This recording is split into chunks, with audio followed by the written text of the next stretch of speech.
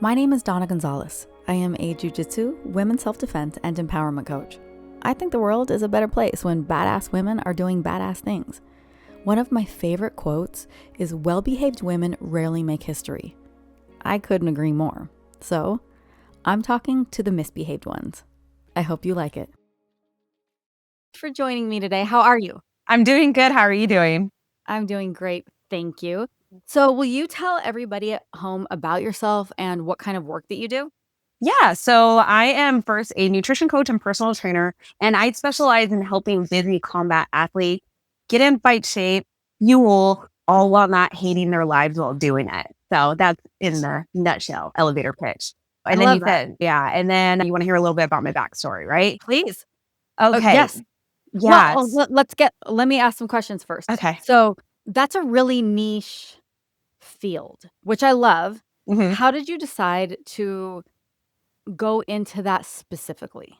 Okay, so I probably should mention I'm also a jiu-jitsu purple belt as well. And what really led me into it was fucking my pause. There we go. Okay, but really what led me into it was I originally had to specialize in yo-yo dieters because that's where my heart used to lie at as someone that would chronically diet and always being up and down in weight. And I used to just have a very unhealthy relationship with food in my body. So when I got into the fitness industry, that's what I wanted to focus on. But during the same time, that's also when I joined jiu-jitsu. And there's a lot of overlapping conversation that you hear. But on the mat, it's even so much worse because people are weaponizing food against themselves and they're so under fuel. And it's really not only wrecking their relationship with food and their body, but also their performance on the mat. And to be honest, it came from a place of wanting to specialize because I was just hearing a lot of people give a lot of dumbass advice specifically to women. And so I always have a soft spot for women. So I'm like, someone has to be the voice of reason here. And really what ended up like just being the deciding factor of I got to do this was two things. Was first, I did a competition and a girl that I was going to be competing against, she was an acquaintance of mine. And I've rolled with her before. I loved rolling with her because we're very similar body types. But when I saw her during weigh-in time, she was so depleted. And I was getting ready to compete against her. And we were barely just weighing in. First, she was surprised that I had been eating food the day prior because she was not eating. And then when we did separate after we weighed in and stuff like that, first off, she told me how much she was living in the sauna the day prior, which she basically cooking her insides. But anyway, when we left, she went to go to IHOP and go eat like a stack full of pancakes. Meanwhile, I had all of my stuff that I had prepped in order to be light in my stomach. When we came back, in order for us to compete against each other, first off, she was telling me how much she didn't feel good. And then in the middle of our match, it ended up going into overtime and it was EDI rules. So it was either like first escape win or first submission kind of thing. Yeah. And before the match even gets started, she's just laying her head down and like resting on me as I'm getting ready. I had her in seatbelt and her teammates are telling her she needs to wake up. And I'm there encouraging her. I'm like, girl, we are almost there, only a little bit left. We're almost there. And having to encourage your person that you're going to be trying to rip their head off right now to keep going at it was like a major game changer of like, there's another way to do that. I don't know who's giving her nutritional advice. And even worse, I was hearing things like, I remember another instance, I was rolling against a dude at my old gym. And mind you, he's much bigger than me, but I was overpowering him. And he had been trying to make weight for a competition and all he was doing was surviving on nuts and berries. I'm like, where the fuck did you get your advice from? Yeah. So yeah. And then what ended up finally, I pulled the trigger on it was actually my business mentor because I'd been getting advice from some of my other peers. Like, you need to make the shift. And I was like, I don't think I'm good enough because I was a blue belt during the time. So I just feel like I didn't have enough of a skill set, even in jiu-jitsu, for me to be like, oh, I specialize in combat athletes because I was still just like a baby blue belt. And then also too is about, do I have enough credibility to be able to do this? And when I talked to my business mentor, she was like, if you need permission to switch, she goes, this is your permission given, just do it. And her whole thing is you only need to be like 2 steps ahead of the person that you're trying to help. And I was like, okay, if it comes to fueling and actually like knowing how to eat food. And again, even though these are combat athletes, we still have an unhealthy relationship with food in their bodies. I got that. And so then I just started, again, I already had a bunch of credentials underneath me, but I wanted to get even more specific. So I even took a mentorship underneath Lindsay. She's a female fight nutritionist. Not sure if you're familiar with her, but she took on a very small group of nutrition coaches. Yeah, she works at Theon. This is Oh, Theon. nice. Yeah. Yeah. So I worked with her for about, I think it was 8 weeks. And so after then learning all the information, it was just confirmation of, all right, I know what the fuck I'm doing. So that's pretty much how I got into it. That's how I'm in the space. And I love that I just keep gathering more athletes that I'm working with that are starting to feel like well-fueled athletes on the mat. Not just making weight, but making weight and not hating their life. It's so huge. I love that. Yeah. What were some of the things that you were hearing athletes, their misconceptions about eating? Because I think that my generation, and I'm a little bit older than you, had a really unhealthy relationship with food and skinny culture, things like that. So I know that I grew up with a really poor relationship with food and understanding and working out. And I'm one of those people who would try to work myself to death and not eat the right nutrition. So some of the things that you were hearing from people that you were like, holy shit, where did you learn that? Yeah, first off, me too. I grew up in the 90s. So like the whole Britney Spears really low V line kind of thing was in. Yeah, I get that completely. Some of the stuff I was really hearing is like, I had athletes still fearing carbs.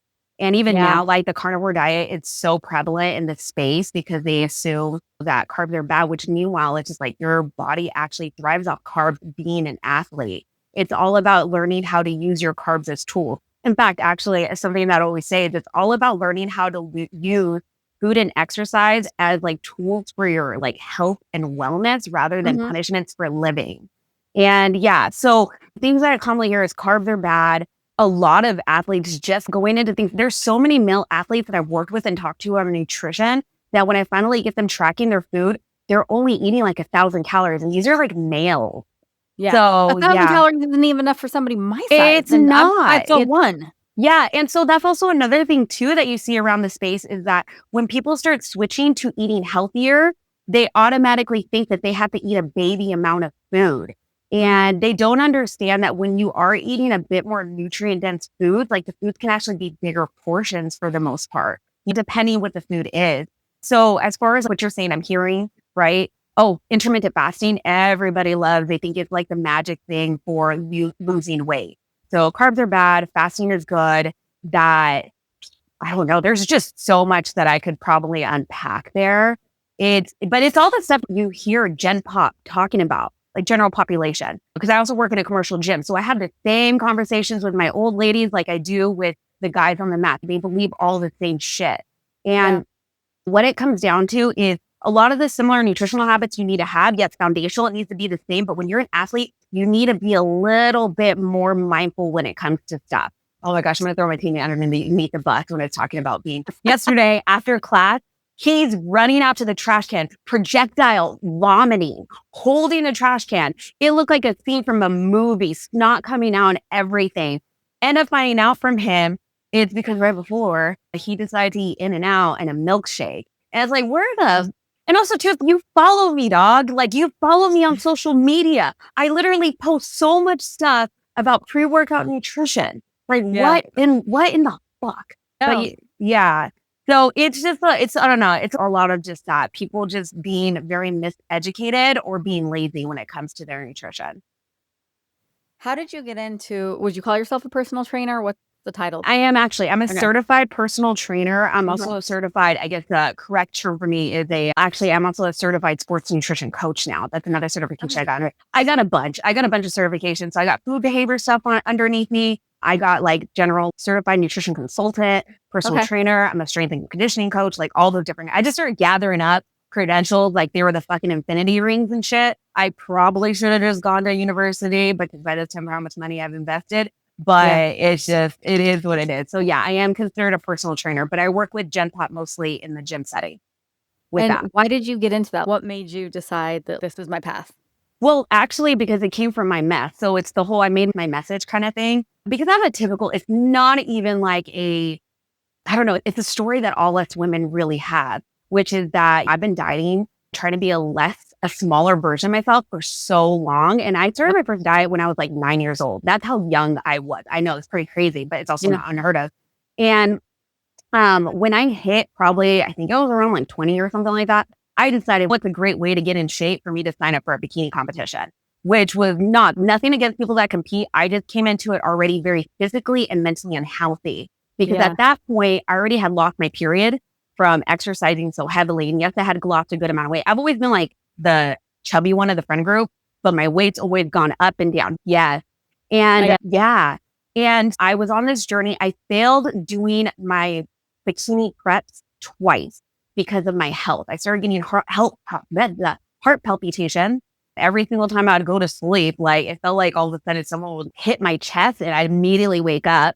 Found out because my blood pressure kept going really low. And at night when your body's resting, it would go even lower and your body panics and tries to speed back up kind of thing. Yeah. And also during that time, my hair was coming out like a cancer patient. My period was gone. You were eating so little and working out so much. Were you not working with a coach? I was. So originally I got into it unhealthy. It was not working with a coach. I was trying to do everything. I was following everything in the health and fitness magazine. And you remember times back then, like we all did. We all used to follow those diets. Yeah. Like a snack for me was a protein shake and 12 almonds, specifically 12 almonds. I don't know what it was. It couldn't be 14. It couldn't be 11. It had to be 12.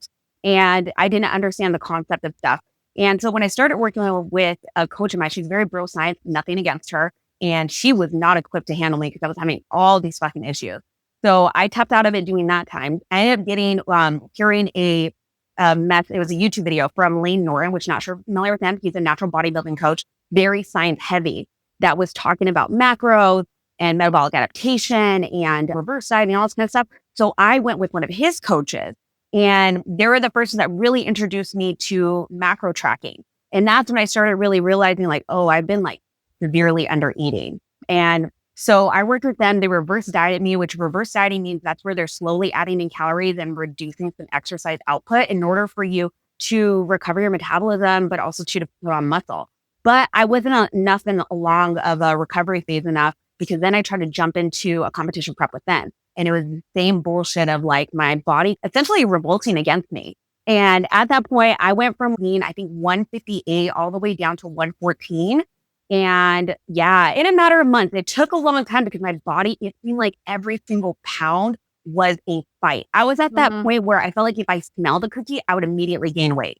It was bad. There. Yeah, it was horrible. But understanding like, that's actually my body being brilliant. Like your body, like your body doesn't give a fuck if you have abs. It cares about you surviving. And that's a big reason why my period went missing. That's a big reason why my hair started falling out and my nails were all chipping and breaking off and stuff like that. You don't need that stuff to survive. But anyways, so when I had a conversation with my coach, he was just like, hey, we need to get you down to 108 just to get your foot in the door, like on stage ready. Mind you, I was already 114. At this point, I was engaged and my fiance, who ended up being my husband later, but he's my ex-husband, but that's another story. But he had enough. He had enough because I was so unhinged when it came to food and my body. And it was just like, even though I was like the thinnest I've ever been, I was constantly just poking at myself. And even at this point, like I was missing family functions to go work out. I was just extremely obsessive.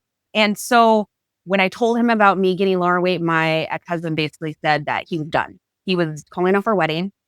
And he was tired of basically, he would always tell me like, I'm tired of you being mean to my best friend, which is me, because I was constantly talking so negative about myself. And at this point, I was just like, I can't lose this man, like this man I love. This is not worth it.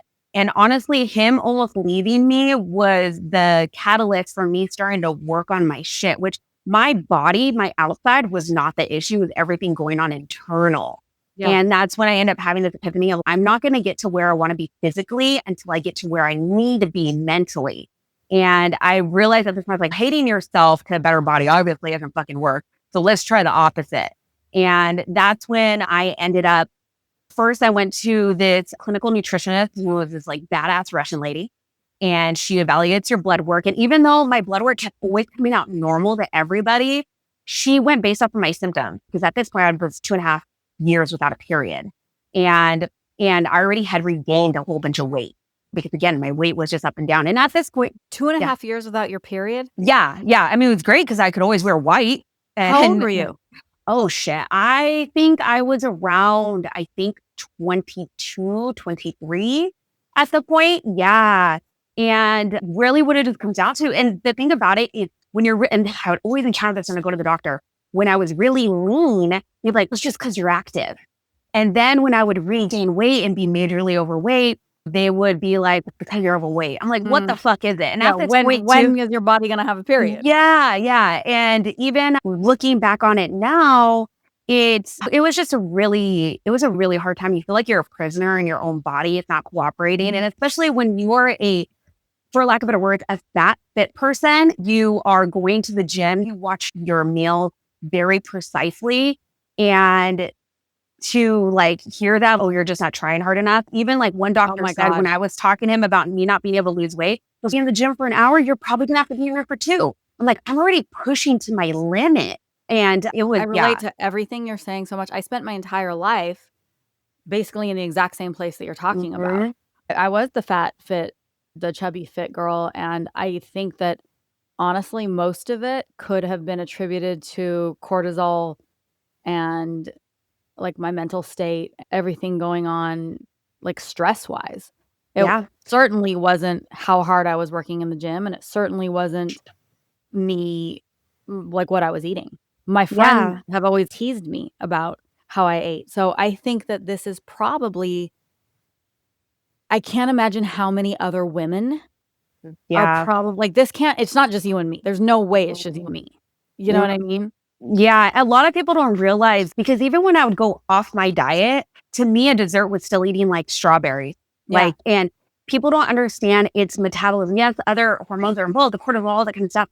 But there's something that your body does. It's called metabolic adaptation. And basically, you can think of it as like your metabolism adapts, right? And pretty soon, from all the dieting up and down, you get your body used to surviving on a higher body fat percentage on a lower amount of calories.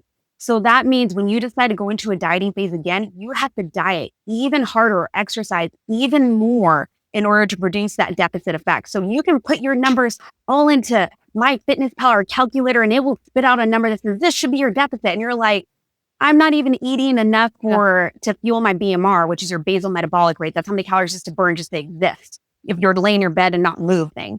And I wasn't even eating that during that time. And so anytime I'd go off my diet, and I'm talking about I wasn't like fucking going through drive-thrus and shit like that.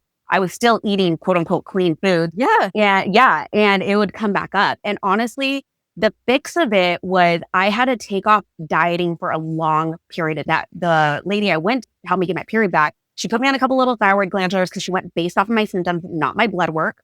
And in about 2 months, I got my period back, which was awesome, but I was still dealing with the weight issue.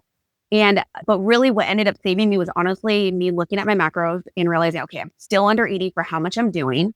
And so I would plug every once in a while for about 2 years, but I was trying my hardest not to diet. And man, also too, that was a whole whirlwind in itself, because I could tell you some stories of like you being like a fat fit person in the gym sometimes bugs people because they want to give you unsolicited advice all the time. And I remember this one guy, just a little side story. He was like the gym old guy, fit guy, personal trainer guy.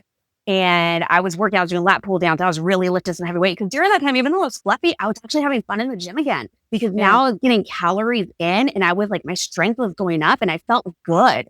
And this guy goes, what are your goals? I never talked to a guy a day in my life. I was like, what are your goals? I'm like, I'm actually just trying to work on my relationship with my food because I'm recovering from disordered eating or something. Just trying to maintain. He still insisted on giving me like fat loss tips. This is how many reps and ranges you need to do, blah, blah, blah, blah, blah, all that kind of stuff. And I immediately went home and I fucking sobbed. Another time, also too, during that time that I was working on it, another old man who had seen me when I was fit, he knew I got married and he tried to give me a heads up. He goes, listen, when women get married, they just let themselves go. Yes. And so what I immediately did, this is actually a funny story because I went into the bathroom. I went into the bathroom. And this is the whole thing. You don't know what fucking people are going through. Like, just should it? I call my mom because I always call my mom when I'm going through anything. And I'm sobbing. I'm sobbing in the bathroom. And all of a sudden, I heard the toilet flush. And there's this old lady that comes out. And she goes, who said that to you? We will go talk to him right now. And I know. And I was like, I was just like, I started laughing because that's what I also do when I'm in pain. I was just like, no, it's fine, but thank you so much. And it was just like it was a really good moment from a really bad moment, you know? Yeah. I hope that lady's doing really well. So That reminds me of I just got a phone call from a woman who used to train with me in Los Angeles. She was one of my students, and she had this experience in a jujitsu class where she has some medical issues that she's dealing with. Her coach is aware that she has the medical issues, and sometimes that means she has to adapt the moves around her body. And she was training with this guy. She has way more experience than him, and he kept trying to make her do the move the way the coach showed it, and she was trying to adapt it to what she needed. She's still in a place where she is learning how to set boundaries and how to communicate those boundaries very clearly. She's good at the boundaries, but, like, the communication is maybe where she's still ironing it out.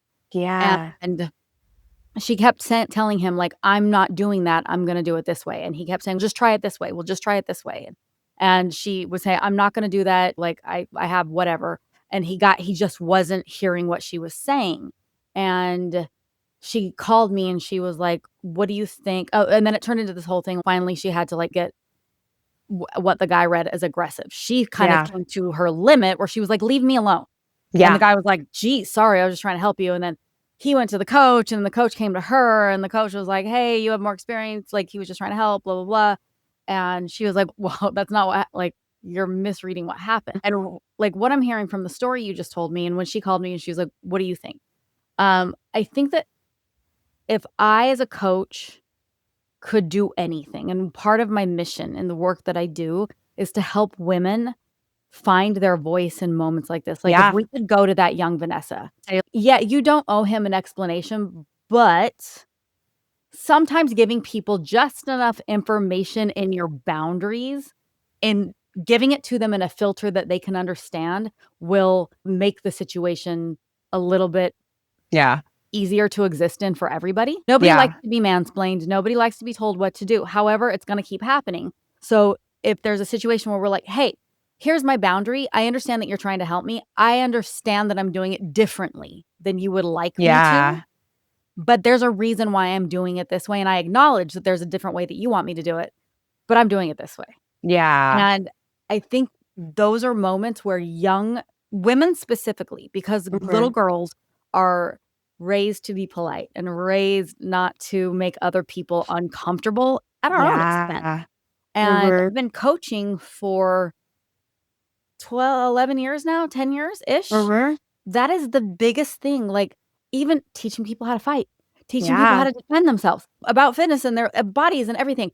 Honestly, I think the biggest thing is learning how to communicate in our own personal power in a way that works for us. If yeah, Vanessa could have been like, "Hey, man, I really appreciate you trying to help me. I'm good where I am for these reasons, and I need you to back off," and in a way that didn't, "I'm not trying to fight you. I'm not yeah, you.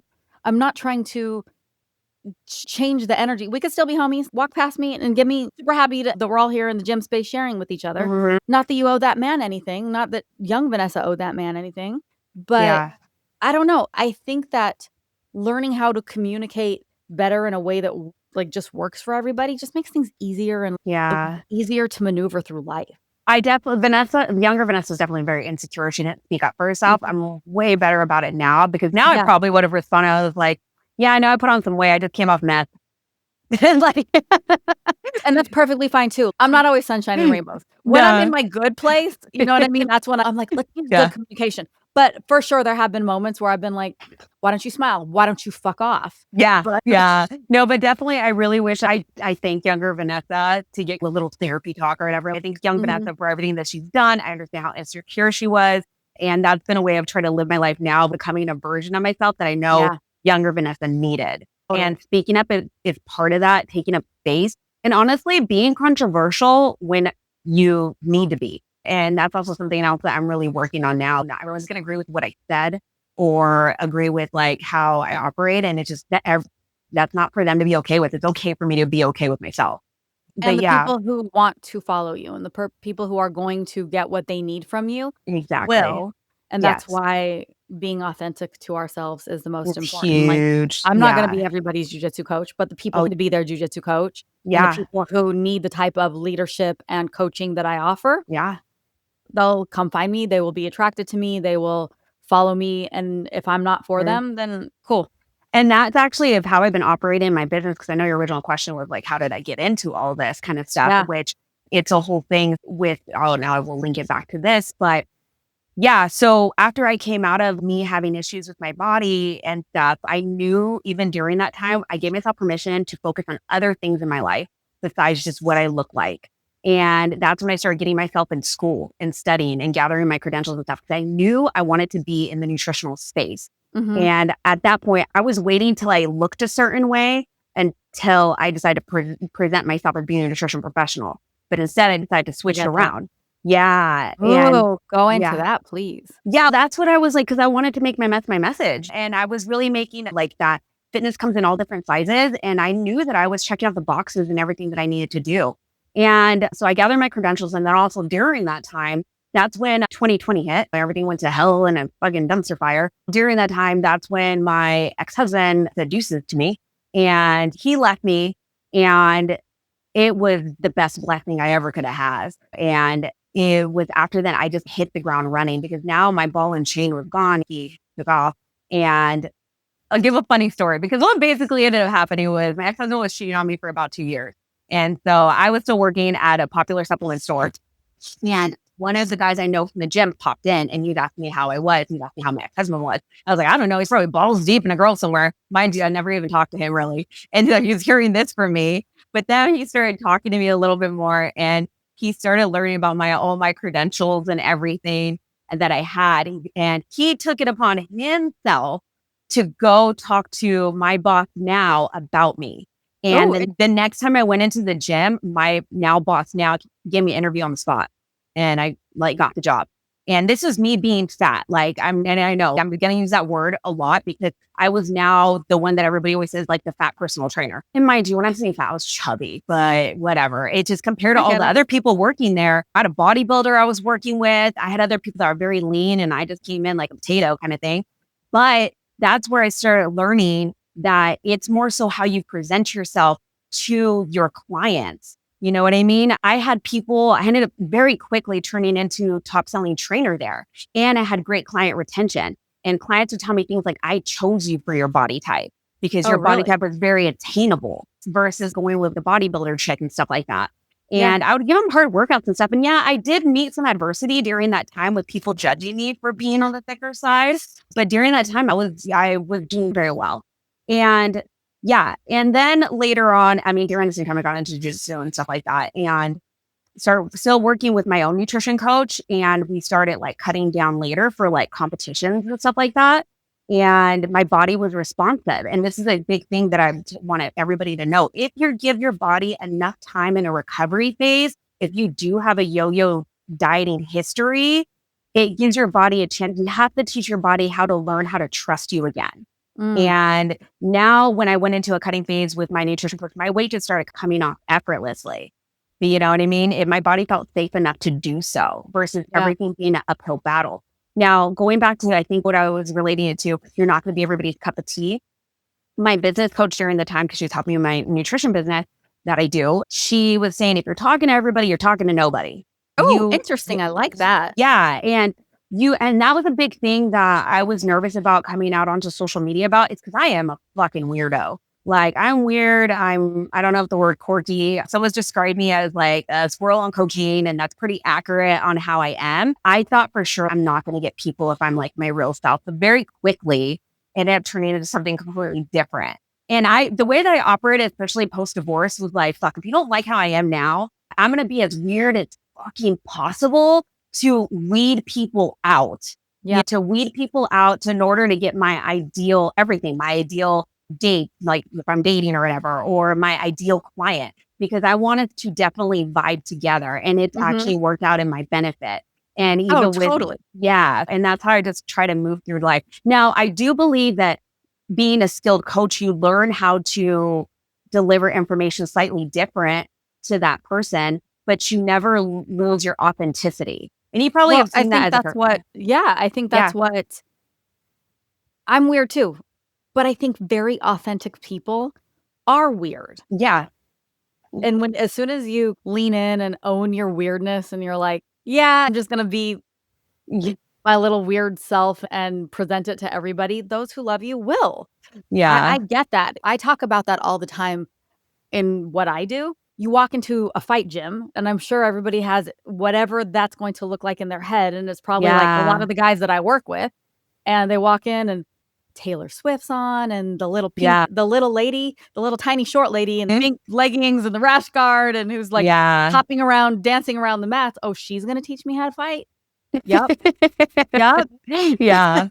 Yeah. Yeah. And that's also something I do love about you is that because it probably should mention, like, I'm one of your coaches, You're one of my which that's originally how we met and stuff, which was through jujitsu. And that was something I loved about your presence of coming in is like you were a little light, that was very warm and welcoming to all girls, but you're also a killer on the mat.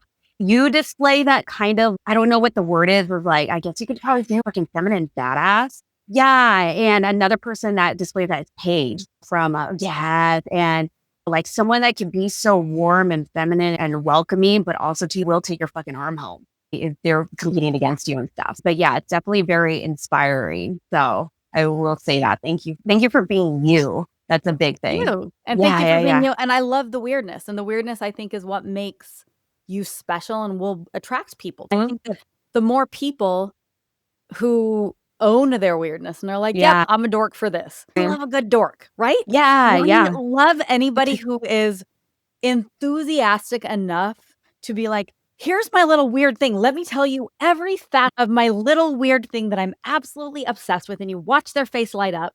Are you on TikTok? You are on TikTok. Yeah. Have you seen the couple where the man he loves plants and he loves to grow plant? And the girlfriend is like, my boyfriend is going to tell you about his plant and you're going to like it and nice things about it. Here he is. And then he's like, this is my blah, blah, blah plant. And if you water it like this, and then you can grow it like this, and this is the environment that it loves, and it likes this a day. And those are the people that you're like, yeah, I want to be near somebody who can be so enthusiastic about life that it makes me happy to be around them. Because think about the alternative, the angry people, who want to complain about everything. I was a massage therapist for 13 years before I did jujitsu. Imagine. Yeah. And I am convinced in my 13 years of doing 30 hours a week of jujitsu and touching a million different bodies, there are two very distinctive type of people in this world. There are the people who come to you and they're like, this is an issue. And you go, oh, I can tell you how to fix this. Here's how you fix this issue. And they go, thank you for that information. I'm going to use that and I'm going to go fix the problem. And there are some people that come to you with a problem and they want to tell you about their problem and you tell them how to fix it and they don't give a fuck. They just want to keep complaining about it. So that's 110% true. And it's a big reason that's happening at my commercial gym. I get so fucking tired. I love all my clients at my work, but I will say sometimes I'm sitting there praying when I see them walking. I was like, please be having a good day. Please be having a good day. Because they will start off their session being like, time for my venting session. And I'm like, fuck. I'm like, dude. And so this is a big thing, a reason why also I love the jiu-jitsu community.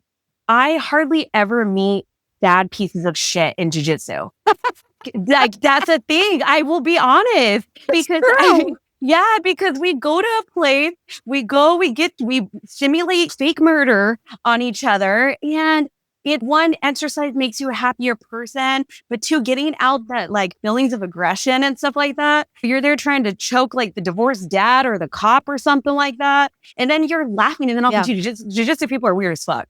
So that's also weird, cool. but it's because in more so than pickleball and I always say pickleball. I've never played it. I don't know. I'm just anything else, right? I've lifted lots of weights. I've done other things. Jiu-jitsu, more than anything I have personally ever experienced in my life, you have to be present. You cannot be in the middle of a roll and be like, I wonder what's going on with my light bill, or I wonder if I can deal with XYZ thing, or what about that thing at work? You have to be present or else you're getting choked the fuck out, or your arm is getting broken, or something's going to happen. And so I think, I've been saying I think a lot. I'm going to stop saying that. I know that when you are doing jujitsu and you have to be present, it's one of the few gifts that we have in our society, the quick distraction right now, that it is a gift to be able to stay present with some for 60 minutes or however long your class is, because it doesn't exist anywhere else. And that's, I think, why it's so beneficial. Not only that, it's how we're using our bodies and how we're using our brains and our bodies at the same time, and how we're problem solving through a match. Like, it's okay, if I move here, they're going to do this to me. If I move here, they're going to do this to me. And this is how I can do X, Y, Z to them. You're so present, and you can't get that anywhere else. And I'll even say too, it's also simulate play. Like, we're playing on the mat. And it's funny when all of a sudden your friend catches you on something and they're like, "Wow," and you're like, and it simulate play. And then it's also community. It's marking off all those things. Yes. Checking them and off. touching people in a way. What I learned in not self-defense school, in massage therapy school, that one of my instructors said, he said that we don't touch people in non-sexual ways and there's a huge problem with that. Yeah. Because human connection is so valuable. And of course, we hug our loved ones, but what if you don't have loved ones? What if you don't have somebody? What if your family is not affectionate? You don't have an outlet to touch another human being unless it's sexual. But in jiu-jitsu, you just get to touch people in a very safe way that is relieving to humanity. So I will say this, before I got into jiu-jitsu, I am not a very touchy-feely person, and people make fun of me. It is a joke about coming and hugging, and I give shitty hugs. I'm not a good hugger. I'm very a side hug person, and that includes with everyone, but I'll say jiu-jitsu, also known as struggle cuddles. It has, it has forced me to learn how to be in that close contact. So I always would joke, I'm like, this is like physical affection I'm getting. But it's so important. Where else would you get that? And you honestly need it. Babies die if they don't have physical contact. It doesn't go away just because you put on a couple years in your life. Like, physical contact is a necessary function in a healthy person. I'm the opposite. I also have horrible boundaries when it comes to touching people. When I was in massage therapy school, I was also a waiter at the time, a waitress, a server. And I would walk up to people and I would start rubbing their back. I'd be like, "How's your food?" And they'd be like, Why is this guy touching me?"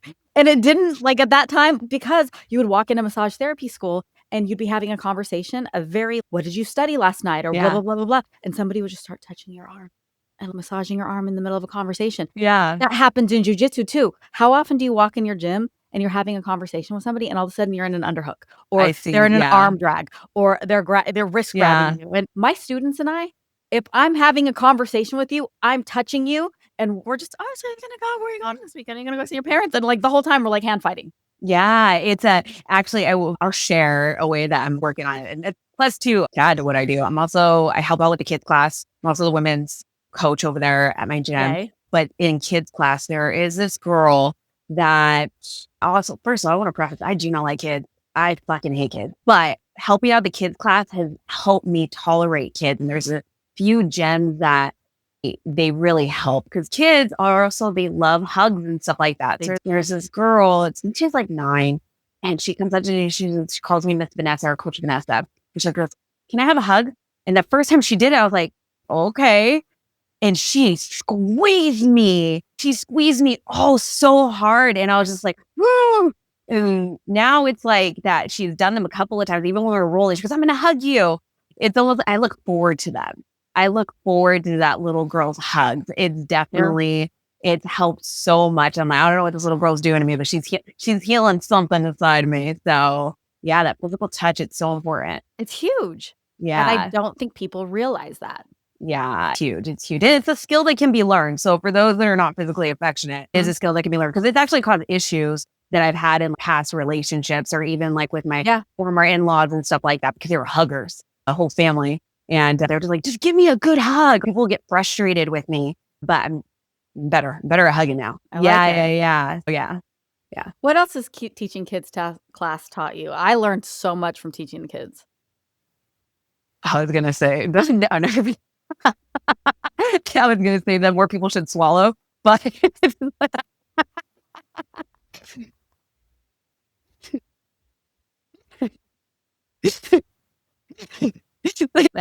I don't want kids. That's just not, I would rather be like the cool aunt, which I have. I think the last time I counted, I think I have either 7 or 8 nieces and nephews. My other brothers decided to keep popping them out. I love how you're like, I don't know, so it's just this kind of number. It's somewhere. I know I have as old as 25, and I think the youngest is I think she's 2.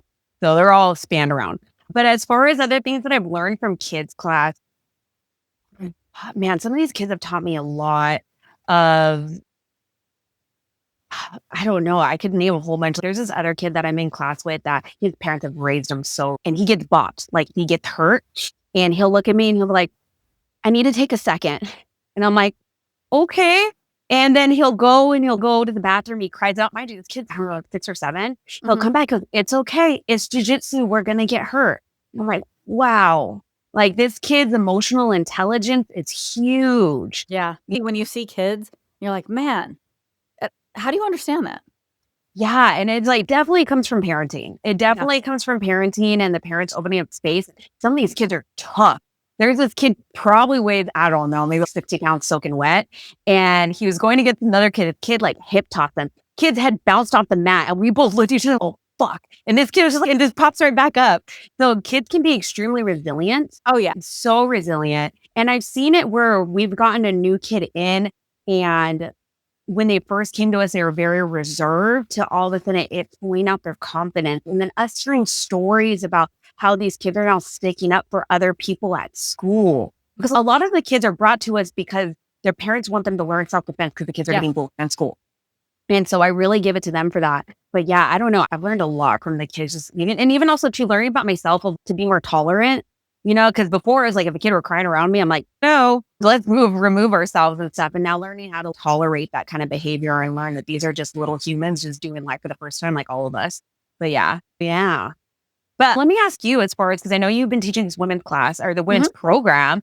And something I'm so impressed because I ended up going to one of it. What do you call it? The Grappling Girl Club or? Oh, the Women's Grappling Club. Yes. Okay. So like when I went, that I'm working on, so I went, I think 2 times ago when it was Paige. And tell me about your experience with building up that whole program. Because when you joined jiu-jitsu, I imagine there was not a lot of women to now. And I've seen some of the pictures you post just from your classes.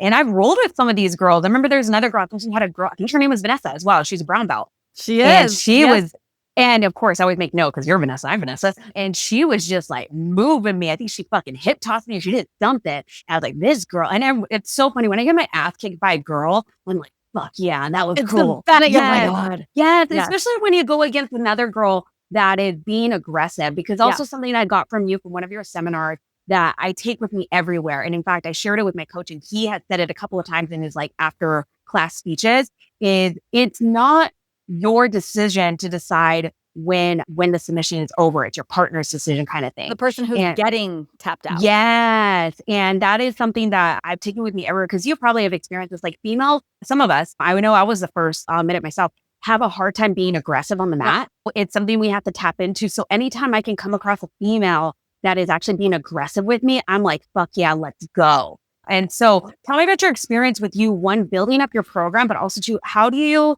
make this space where you can teach women it's okay to be aggressive? And that also to another thing is female coming in a male dominated space. Yes, I think that we need to do some stuff to make them feel like safe and included, but also to not cater to the female so much because like you're stepping into like the boys' playground. You need to learn how to step it up a little bit. You know what I mean? Does that make sense? Oh my, are you kidding? Let me step up onto my soapbox real quick. This is my whole thing. So I'm going to address a couple things that you just asked. Learning to be aggressive for women, I would say is usually my first lesson for everybody. It cracks me up when I see other people thinking about teaching self-defense or teaching women's classes and I see them, and I did the same thing, jump right into, we're going to teach them this, we're going to teach them that, we're going to do this and blah, blah, blah, blah, blah. And I'm like, whoa. We got to get the women in the room and see if we can even make them aggressive enough to do this first. I spend so much time in a first self-defense seminar just working on the aggression. I make women push each other and getting past the I don't want to hurt you filter is huge for women.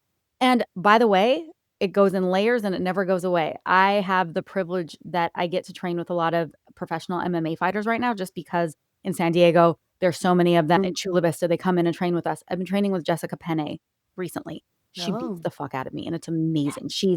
There's levels to this. We are both black belts, but I would not put us on the same level. By the way, she's teaching at the next Women's Grappling Club and she's I did see that, phenomenal. Okay. And I always try and ask people after I spar with them, if you were my coach, what notes would you give me? What would you have me do?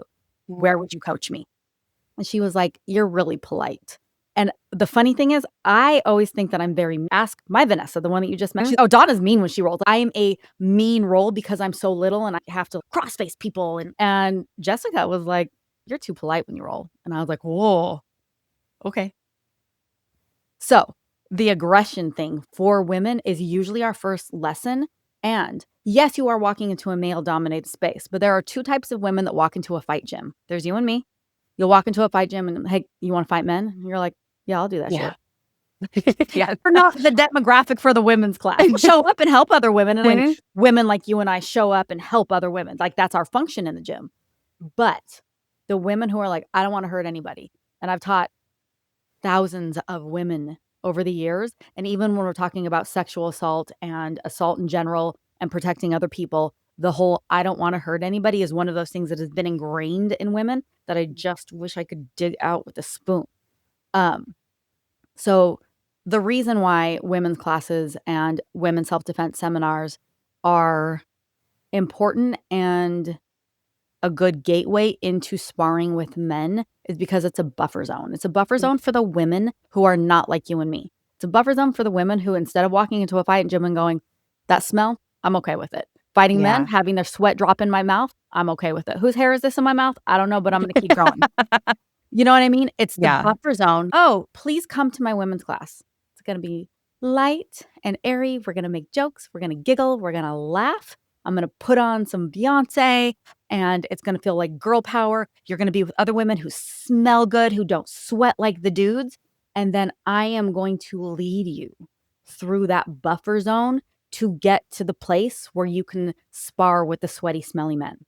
So that buffer zone is an incredibly important and powerful place to build them up through it. So it's not about, yeah, we need to cater to women in a men's space. It's, I need to get you to where you need to be in order to be in that space in a powerful way. So do you believe, as far as like a women's class, it needs to be ran slightly different than a regular co-ed class? I think every single class needs to be adapted to the people who are in the class, whoever they are. Sometimes men come into my class. I teach the level 1 class on Tuesdays and Thursdays at my gym, and men need just as much hand-holding in a different way than women do.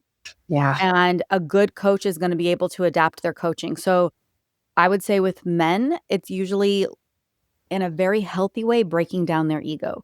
For some reason, men come in and think that just because they're men, and if they get angry enough or if they see red, they see red, or they tune in all the movies they've watched, they'll fight and it'll just come to them, which is absolutely not true. Have your first match. I've watched so many people drown in their first match, and I'm like, see, because you don't actually know what you're doing. So breaking down that ego in a very healthy way. And then some men walk in and they're like, I know I don't know what the fuck I'm doing. I still have to break through the ego part of it.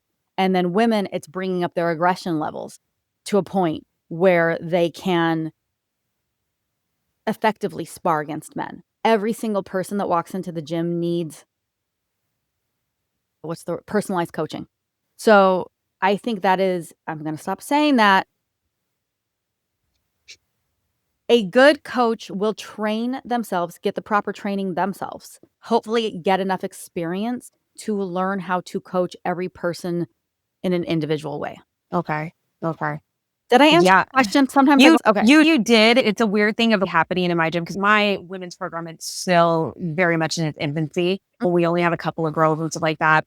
And it's more was trying to build up the class so that way they know what to expect from the co-ed class. So I didn't want the women's class to be seen as being like easier per se. You're making a lot of sense of like the women's class. The whole point of it actually is to be a little bit safer for women that are not like you and me. Yep. Which I will say that's also something I'm always working on myself because I'm not the very like Taylor Swifty girl. I'm more like, I'm very, to be honest, like I grew up with brothers. So I'm like, it goes like a dude that has long hair sometimes.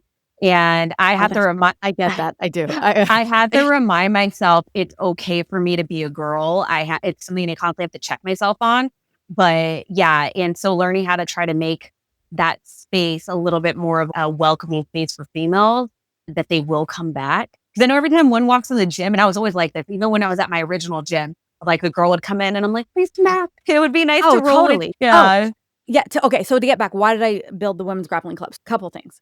I repeat so much. Nobody is going to break. Nobody is made of porcelain. And that's how you keep pushing the women forward. You're not going to break. I need you to get tougher. I'm going to push you. It's going to be uncomfortable. You're not going to break. If I punched you in the face right now, you'd still be fine. You get punched in the face once. Dude, then you're like, oh, okay, it sucked. That didn't feel great, but I'm okay. Yeah. Everybody should get punched in the face once. I agree with that fully. I agree with that. I now get punched in the face pretty regularly. Because now, happens in my self-defense class. I get elbowed all the time. Somebody drops a pad and they elbow me. Why did I start the women's grappling club? For exactly the reason that you said. When I started, there were no other women, or maybe one or two. And I'm still really good friends with the first 3 women I ever trained with. And I know who they are because I only had 3 training partners. It was Lila Smaja, Charlene Barreto, and Jenna Sheep.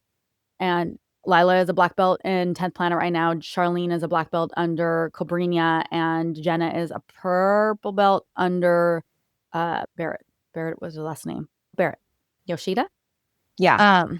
So I always wanted rooms full of women. I wanted other training partners. I wanted the camaraderie, and I wanted the community that I have with all the guys, and that how much fun it was to train with women. And as I got older, and now I'm 17 years in, and I am a coach, and I get to influence the community around me. My dream is rooms full of women. And so that's where I did weekend camps, and they're a lot of work, and they're super rewarding. But also, it also takes a lot from the women who want to come, right? You got to remember, women are women, and some of them are mothers, and a lot of them have responsibilities outside of themselves and commitments. And women always put themselves last. Like we just do, because we have to take care of everybody around us. And so doing a whole weekend, as fun and amazing as they are, leaves out a lot of women. I wanted to create something that was available cost-wise. So I didn't want it to be super expensive. I wanted it to be easy for people to show up, and I still wanted the really high skill level women to teach it. But also, I wanted it to be more like a fun girls club. I have a gym now, so that's one thing out of the way. Because when you don't have a gym, you're like, where am I going to hold these events? I should do a whole camp, because if somebody's going to be nice enough to give me their gym, let's make a weekend out of it and get the bang for the buck. I have my own gym. So now I run everything by my partner, PJ, but I don't necessarily have to I can be like, if there's not a class, I can put something in that class. I'm the GM.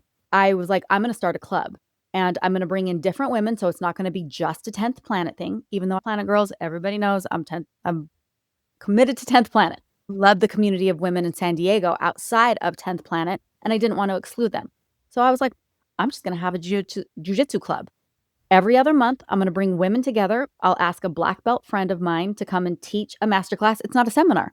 It's a masterclass. They're expensive, and people travel for them, and there's a thing. This isn't a thing. This is a club. When I'm going to come in and teach a masterclass, it's going to be cheap. It's $40. Anybody can come, and then we're going to have the community and an open mat, and that's what it is. Yeah. So I've just created this easy for me. I don't have to travel. I don't have to have a whole camp. I don't have to shut down my gym. 2 hours out of a weekend. And hopefully if you can come, if you can't, that's cool. Guess what? I'm going to have one in 2 more months, and you can come to that one. So that's what it is. And I do love that, because again, like how you talked about it not being a whole thing. Because even I missed the last, oh man. But now, like how you just said, oh, I know there's going to be another one following up too. Yeah. And it's something, and advice that I would give people, like women, is and it's hard because I'm such a routine whore. I will say that it's hard for me to break my routine.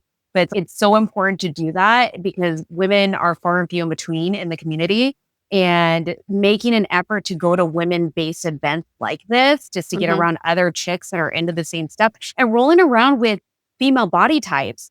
Because when you go compete against another female, it is way different than rolling with males. We bend different ways. We might be more flexible or something of that sort. And so it's good to get different bodies in front of you. So do you remember the first time, aside from the 3 ladies that I always trained with, do you remember the first time you went to an open mat or had the experience of rolling against another woman? Oh yeah, most likely it was probably at my original gym when we do open mats and stuff like that. And it was just it was different. You're like, my whole, not to sound like a creep. My first thing is just oh, your skin is so soft. And you smell so good. Yeah. Also, I'm like, whoa. You can't. There are 3 times in my life a lot now, but I remember 3 very distinct times that I realized the guys were all going easy on me. One was the first time that I threw an open mat for women, right? I think I was maybe a blue belt, maybe a new purple belt, whatever. And we got together with some other 10th Planet girls and we were like, let's do an open mat. And we did. And a girl that I had never sparred with before came in and no, it couldn't have been that because I'd competed. But competing is different. I don't know. Yeah. Anyways, I just remember very distinctly like going, oh, the guys have been going easy on me. Another time was the day after I got my purple belt. And I showed up and one of the guys laughed at me and he goes, we've been going easy on you, right? And I proceeded to get the worst ass whooping from beginning of class to end of class. Not win 1 minute of that class. There was at no point was I on offense. And the guys were like, welcome to the real world, bitch. Yeah. Dude, you become the new measuring stick. Yeah. Yes. And then the last time was after I got my black belt. And I went, it was at your old school. I was rolling with your old coach. And he said the same thing to me. At one point, he just grabbed my arm and pinned me and he giggled and he goes, I'm going easy on you, right? And I was like, shit. Nice. But you can't account for it. And I'm sure some men do try their hardest on me, but also some men probably realize I'm the size of a child and they will break me if they go 100%. That's why I always enjoy when a new dude, when I find out there's a new dude coming in that's around my size and he doesn't have any jiu-jitsu experience, I was like, I'm gonna fuck this guy up. That's and I know it's only for a short period of time until they start getting skills underneath them and stuff like that too. But man, I enjoy those fucking few months where I'm just like constantly, especially if it's a bigger dude. There's a big dude that comes in and I'm just like, does this fucking stupid double leg with his head down. I'm like, oh, guillotine. I'll take that net. Yeah. That can replicate rolling with other women. Even guys who do try their best against you because there is a difference. I don't want to say this like I'm trying to get into a political statement. I promise I am not. I promise. No, go ahead and say whatever. There is a difference between men and women's strengths. Oh, yeah. You know what I mean? Yeah. Guys my size, like literally if we're the same weight, still feel different than women my exact same weight because of that. Yeah. They move differently. Their strength is in different ways. And they are stronger. Yeah. Unfortunately, there's nothing around that. As men are always going to be stronger than us. But something I always love getting information from more of you higher belt female grapplers is how do you utilize that? How do you deal with an opponent that is bigger and stronger than you or something like that? You have to fight smarter than them. Yeah. And I remember it was another female grappler that says you need to redirecting or just things that just pop into your brain of, okay, you may be smaller, but that also usually means you're faster. There's something that is going to make you smarter, that is going to help you find a way to fuck with their structure, their speed, their position, be like a little squirrel who they can't hold on to. Yeah. And that's something that I hear from anytime I'm going against a big ass dude. They're like, you're so fast. And I'm like, I'm just going normal speed. I don't know. I have to. Yeah, but I'm not trying to go super fast. I just maybe just because I'm small. But yeah, so that is very interesting too. So my question for you is like also too with you being a women's coach and then also even with like you getting your belt promotions, how did you face your imposter syndrome? Gosh. I think it's still I wouldn't call it a constant battle, but there definitely have been moments, even as a black belt or getting my black belt, leading up to my black belt, of imposter syndrome. And really the only way to work through it is to take credit for the things that you have achieved and to really just have that conversation. If you can give somebody else a pep talk, then you need to give yourself that same, right? Have you achieved this? Have you done this? Is this a true statement? Yeah. You are worthy of the credit that you've already been given. Yeah, that's pretty much, it's so funny because me being a personal trainer and I coached all these women and stuff like that, having to transition that, because I always say this is a metaphor for life. To me, it's my last it's like my last area where there is a light being shined on certain issues I still have to face. I still have to face a little bit of my imposter syndrome. I'm only a couple of months into having my purple belt and stuff like that too. I will say my new school makes me feel more confident because in order to achieve your purple belt, it is you have to do a lot of rigorous. Yeah, and you have to go through like a crazy ass. Yeah. So everybody what you went through to get your purple belt. Yeah. So first of all, when you got it, I started off in the 10 planet system, and over there, like when you get ranked up, it's just more so based on the coach. Over here, when I went to my new school, which is Victus, and I came at blue belt, and I was getting my ass kicked by fucking white belt. And my coach kept saying, your fundamentals are dog shit. Your fundamentals are dog shit. Oh. Yeah. Yeah. And they had to beat the bad habits out of me. I had a lot of bad habits. And I always thought, I'll be honest, just use some like blunt language. I always thought I was too fucking dumb to learn jiu-jitsu. And it wasn't until I changed my environment, I started also trying to change my mindset around that as well too. And I told myself with enough time and time dedicated and patience, like I can learn anything. And also willing to put my ego aside to basically, okay, we're really trying to scrap all of the bad habits that I had. Mm-hmm. And so by the time I got to... Was it the way they taught? Was it the way that you were learning? What was the difference? So my coach, to use some very crude language, I call him retard Yoda, because he's super fucking smart, but he speaks our language. He was a teacher for a long time. So his ability to break down information is really good. And things just started making sense. And I was probably there for maybe about like a year and a half where things just started a lot more. And then, but at that point, he kept telling you need to start studying for your purple belt, because over there, not only do you need to answer like a history question, little test, know about the point system when you're competing. Things like, I don't know who invented jiu-jitsu, who was like those kind of things, like historical stuff to understand our lineage. Who invented jiu-jitsu? Don't ask me now, because I'm going to say something. Don't put me on the spot. Don't worry. All right. I'd have to research it. I'm like scared to say it's wrong, because then he will drag me. But yeah, then it's a whole thing of show me takedowns, show me X and E. Depending on which belt you're testing for, you have to do a certain number amount. Okay. So yeah, you have to know a certain number of takedowns, a whole list. And then you have to know like a couple of sequences of moves, 3 sequences, 4 sequences, stuff like that. Certain number of escapes, blah, blah, blah. And then after then, based on what belt you are, you have to do something called a round robin. This means that basically you're in the center. And for me, it was 20 minutes where like someone new's coming in, like every minute just beating the fuck out of you. They didn't call that a Shark Tank? They call it, some people call it a Shark Tank, but this we call a round robin, because there could be multiple matches going on. Gotcha. And yeah, I had to survive 20 minutes. Now you could get submitted, but it's about keeping up. Like it's to display that you have heart. And then that's when you get awarded. With that, it's like he kept telling me, he goes, you're going to have to start studying. I'm like, let's hold off another year. I now was in a rush. It's funny because with my blue belt, I was ready to burn down the building. Like I wanted my blue belt so bad. And sorry, they started cutting the grass. Hopefully you don't hear it. No, it's okay. Actually, we are about to lose time. So did you, like, we're about to cut out. So you got your purple belt. Yes, I got my purple belt. Yeah. Okay, continue this conversation. Will you come on the podcast again? Yeah, of course. No problem at all. Okay. Yeah. If anybody wants to work with you, how can they find you? We've got 2 minutes to give all your information. Okay. So you can find me at the Combat Cut Method on Instagram and on TikTok. So if you're looking to have someone help you with your nutrition, so that way you don't suck on the mat anymore and you don't have to hate your life while making weight, then hit me up. So yeah, pretty much. Vanessa, thank you so much. Okay. I adore you. I can't wait to have you on the podcast again. Yeah. I need to schedule more time the next time you're on so we can talk about everything. I'm so proud of all the work that you do, and I love following you. And thank you for being vulnerable and sharing everything that you do online. Yeah. I'm really inspired by everything that you do. All right. Thank you. Appreciate it. All right. See you. We'll talk soon. Thank you. Bye.